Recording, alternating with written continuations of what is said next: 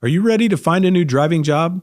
On this episode of Driven Too Far, we got the top 3 things to look out for when applying for jobs. Hello, I'm Andrew Winkler with Chief Carriers, and this is Driven Too Far, the truth about trucking, a podcast that helps over-the-road truck drivers balance career and family. Welcome back to Driven Too Far. On this episode, we want to focus on decoding offer letters you get from carriers. And I have Mandee Lade, our professional recruiter, back with us to help kind of decode those letters. Welcome back again. Thank you for having me. We're on a roll. I know, right? I know it.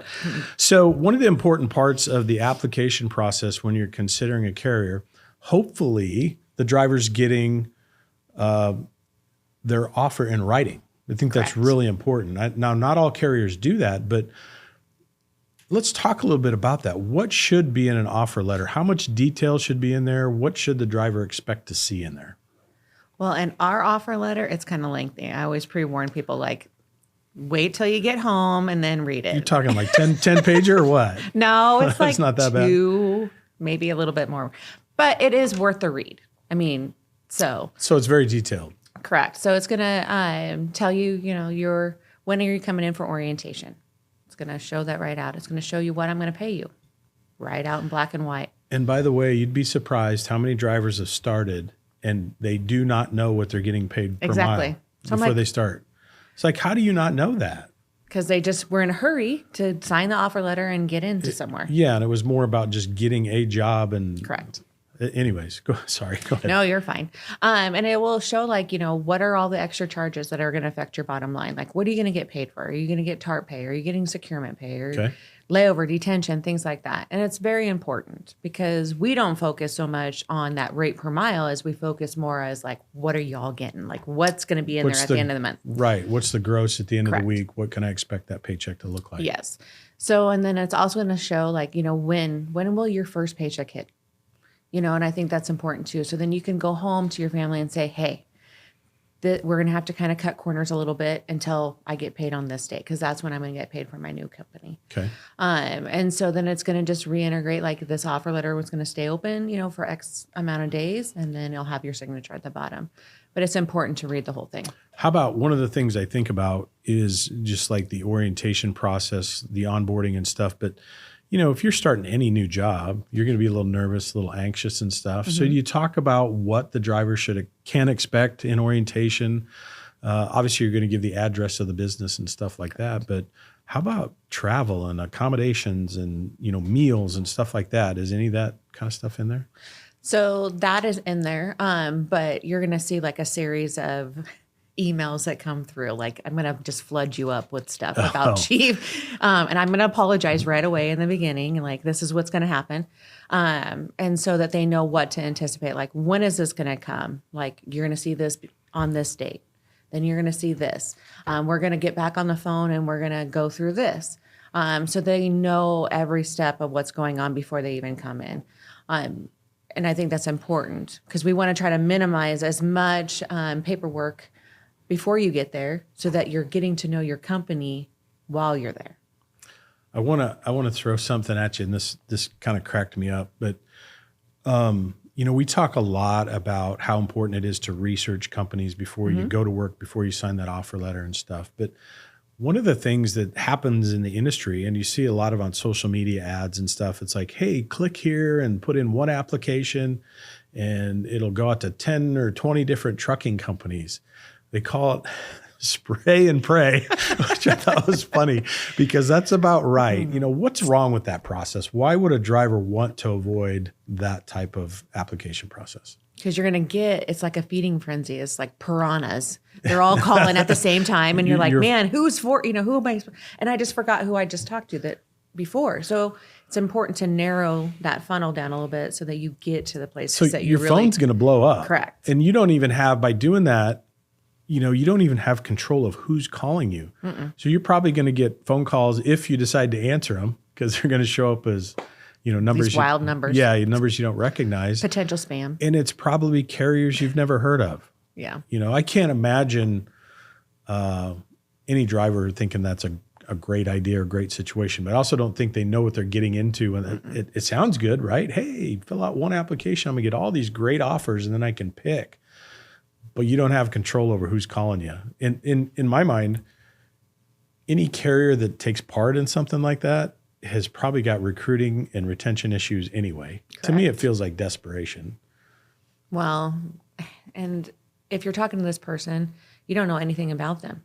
So everything that they just told you just went out the window because you were already focused on somebody else from the previous phone call. Yeah. So you're not even giving it the attention that it needs anyways. Well, in an application, it should be on your terms as a driver. Correct. You should have control over who gets your application and where you apply. Mm-hmm. Absolutely. But you get guys that are in that desperation mode and like, I just got to find a job to get out of this one. So let's say you do it and you take a chance on one of those because you got a great recruiter on the other side, other end of the phone, and they talk you into, signing up and committing to an orientation. But I got to think it leads to poor job matches. Mm-hmm. And then poor job matches leads to turnover. And then turnover leads to your work history as an issue and stuff. So anyways, I just wanted to hit on that because it's out there. I get why it might be appealing, or simple to do it that way. But from what I've seen in the industry, that's just not a great option to apply for a job. I don't think so either. I mean, you want the company to work for you, not you, all these other companies trying to get you for the wrong reasons. So let's go back to the offer letter. Maybe you made a choice and the company did send you some kind of offer letter, email, whatever that looks like.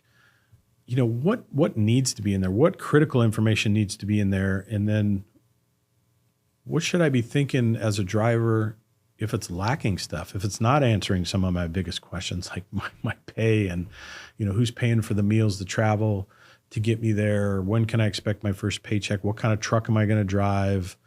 What's my dispatcher's name? That type of stuff. Well, you want them to have all the details so that they already know as much about your company before you get there. And so that's the idea of getting that all out in front of them, that they know that you're working for them, that they have you on their team already. So if you're missing those details, something's going to fall through the cracks. Right. So you want all of that in writing. So then you can go back to it and revisit it like, oh, okay, yeah, it was in there. I was so excited and I signed the offer letter and now I'm like, oh, what was that? And I can now go back to it and look and at not it. to mention, like, maybe your spouse is probably going to have questions about the benefits side of stuff. Correct. And I just always felt like the carriers that really have their act together and do a good job, they're going to have that information there for you. You're not going to have to try to, get it out of them. They're going to want to make sure you have that information up front. Yep, absolutely. And I think it will help with when you're putting in your notice to the other carrier, that you already have these steps, that you already know, this is what's coming for me. And you're not so nervous about putting in your notice because you're going in the right place. Yeah, actually, that's a great point because what's probably going to happen if you give notice to your current carrier, they're gonna try to talk you out of leaving. Correct. And they're probably going to have some questions for you about, well, what's this carrier offering? What's their benefit package look like? All those types. How old are their trucks? That type of thing. So you can be informed. You know exactly where you're going. And I think that's a great sign, and it really looks like you've thought the process all the way through. Yeah, absolutely. More information is better than less information. Yeah. How do I know that carrier is the right carrier for me? How do you, from your point of view, like alignment, how do you know the driver's a good fit for you and the company's a good fit for the driver? So I lean more on my driver profile. Okay. So as I'm filling it out, I'm getting to know them too. And they're getting to know me too, because obviously. Tell me about it. What's a driver profile? What kind of information are you getting out of that? So first and last name, how many, that's the initial before they even put in an application, because I don't want to waste their time too. So I use that tool quite a bit. And so as I'm filling it out, we might not be a good fit, or they might not be a good fit for us because of the stuff that they've done in their past. And I don't want to waste their time having them fill out the application. So I use that tool a lot. And then I also use that tool when they do come in. because that's stuff that we talked about in the very beginning. Like these were all the right things. They checked every single box on both our sides. And now I'm now transferring that information over to my dispatch team. So my dispatch team knows that, hey, we've checked all the boxes too. They've checked all of our boxes and we're going to be a good fit. But we might have a couple, ripple effects in the first 90 days. We just have to clean them up. So it sounds like it's a great way to document the expectations. Yes. Not only of the driver, but I'm guessing when you created the profile, you were really looking at the expectations of the company. Correct. How many miles do we expect this person to run? What kind of lanes are they going to run? What's the home time look like? That type of stuff. So it really gives you the opportunity to see if the company and the driver are a good fit. It's documented, and the driver helped you fill that out. So like you said, when it gets passed on to operations or their driver manager, they already have a record of what the expectation is, or what this driver's expecting. Because I think that's one of the things that happens so often in trucking. It's that handoff between recruiting and operations is where things fall through the crack. Recruiting brought this person in promising this, and dispatch looks at it and go, we don't do that. So I think and when that happens, think about the driver and how they feel or react to that. It's like, oh, here we go. Yeah, I've just been lied to again. Yeah, recruiter just lied to me to get me in the door, and that's not what they really do. So I like the process, the profile process. I think that's solid. And then it also gives you the opportunity, like you said, when questions come up down the road, you both, the carrier and the driver, can always go back to that profile to see what the original agreement was. And we go over that in the first day of them coming in too. So like, I want to see if anything has changed in there in the last couple of weeks before they came in, like maybe home time changed a little bit, or expectations. Like, I really need to be making this instead of this. So how can you help me with what you promised me already? That's just a shift in like, hey, we need to push him to run some more miles, or, his wife really would like him home around this time. So don't stretch him clear out to 4 months or 4 weeks. He really needs to stay in that 2-week barrier of being away from home. So let me put some pressure on you here as a recruiter. You've got a handful of empty trucks. You got an applicant that comes in, the safety record's good, the MVR looks good. You start the driver profile process, and you're maybe a 60 or 70% match with each other. What do? Are you offering that driver, or are you going to decline that driver because you're not a good fit for each other? Well, I'm going to go back to him and see what his pain points are, because those pain points might not be as heavy as what I thought they were. Okay. So we might now turn into an 85%, and we can work through the remaining.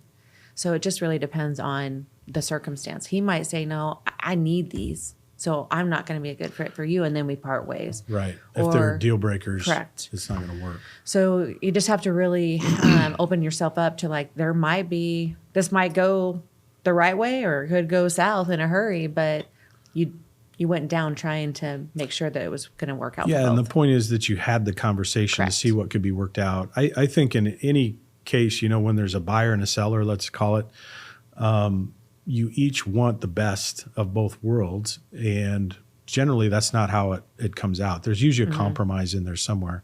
So this profile thing gives you kind of the opportunity to have those compromised discussions. Correct. And see if it can be worked out. And if it can't, like we said, if something's a deal breaker and you can't move on it and they're not willing to move on it, then okay. We know where each other stand, and best wishes to you, and hopefully you'll find the carrier you're looking for that can meet those needs. Yeah.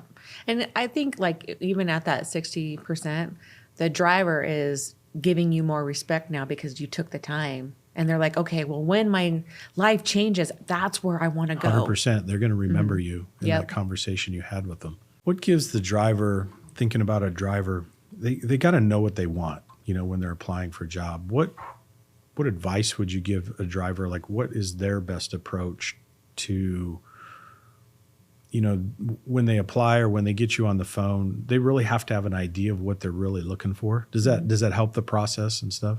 Yes, it does. So like if they're only looking for local and I'm only offering over the road, we're not going to be a good fit. You're not going to try to talk them into it? No. Oh, man. An honest recruiter. No, because obviously, I mean, I get you out and you're going to spend 2 weeks out. You're not getting home every night. Everybody's going to be mad at home. Right.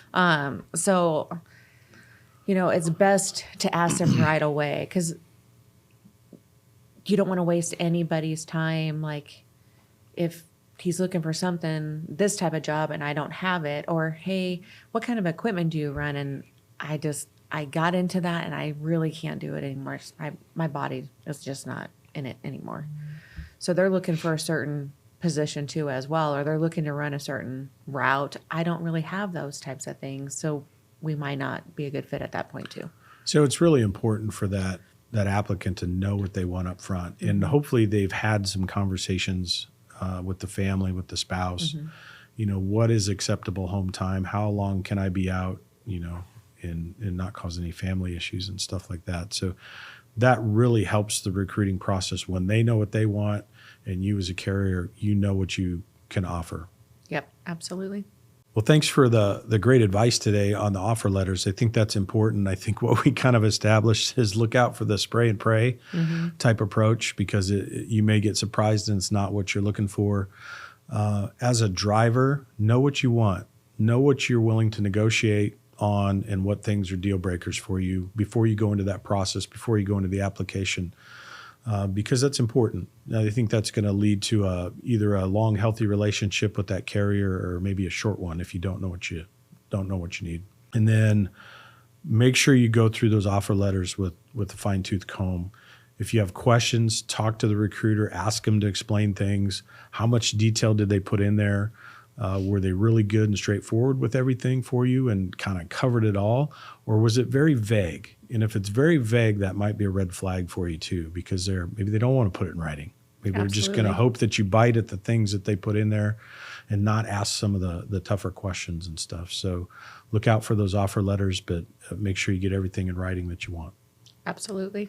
And if you have any questions, make sure that your spouse reaches out to your recruiter too as well, because their questions might be different than your questions. They absolutely are different questions. You're exactly right, and that's great advice. So, and if the recruiter's not willing to talk to your spouse or your family, it may not be the place for you. Yep, absolutely. Thanks again for joining us. Absolutely. Thank you. Thanks. Thanks for joining us on this episode of Driven Too Far. If you're looking for a carrier that prioritizes transparency in their offers, check us out at chiefcarriers.com.